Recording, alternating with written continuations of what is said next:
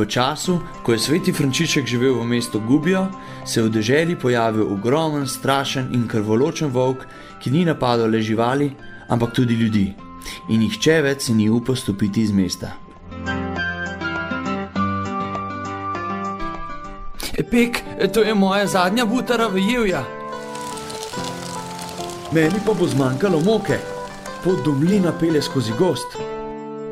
To se mora nehati. Ta pošastni volk nam ne sme tako ovirati življenja. Organiziramo nov lov. Kdo pa ga bo lovil? Poklajajo vse najbolj pogumne može. Ostale pa je preveč strah.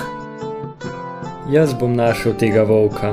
Brat Frančišek, boste vzeli sulico ali bodalo? Saj niste resni. Vaše molitve, prijatelji, bodo boljše orožje. Zadržite ga vendar, v smrt odhaja. Takih ljudi ne more nič zadržati. Naslednjega dne. Brat se ne bo več Ta prekleta zver bo tudi njega pokončala. Morda je le ranjen in čaka na pomoč. Treba je poslati ljudi. Da bi temu ljudožercu poslali še več žrtev? O ne, dovolj je. Poleg tega pa ni brata nihče prisilil, naj zapusti mesto. Kar je storil za nas vse. In nihče izmed vas mu ne bo poskušal pomagati? Če ne bi imel 5 otrok. In jasne, stare in bolne matere? No, potem bom pa šel jaz sam.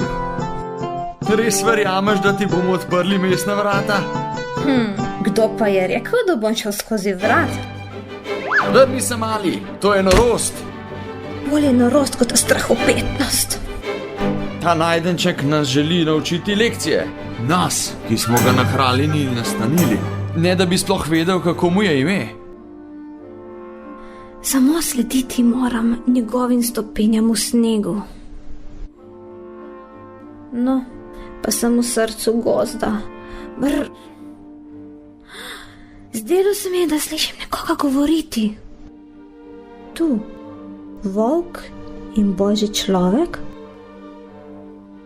Prvi se pripravlja na pojedino, drugi moli. Moral bi ukrepati. Oprostite. Odkot se je vzel ta fant? Pozor, ostanite na mestu.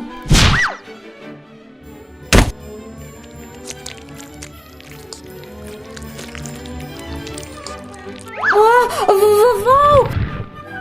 Pomiri se, nič hudega ti ne bo storil. Ampak ravno kar vam je grozil. Samo poslušal me je. Vidiš, brat volk je pripravljen spremeniti svoje življenje.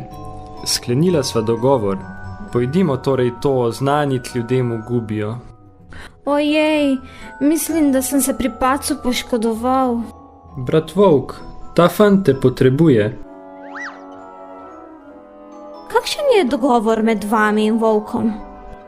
Ljudje ga bodo hranili. V zameno pa sem mu zaupal eno nalogo. Kakšno? Da bdi nad siroto. Nad mano? Torej bom njegov mali volčič. Ti boš njegov mali volk.